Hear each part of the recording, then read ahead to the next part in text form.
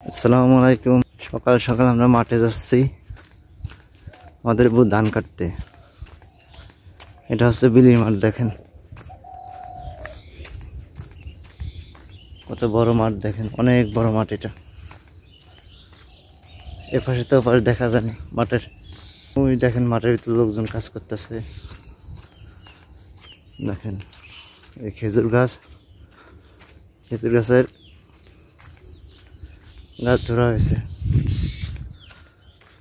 এখানে গ্রামীণ রাস্তা, মাঠের রাস্তা, সারি সারি তাল গাছ, কত সুন্দর দেখা যাচ্ছে।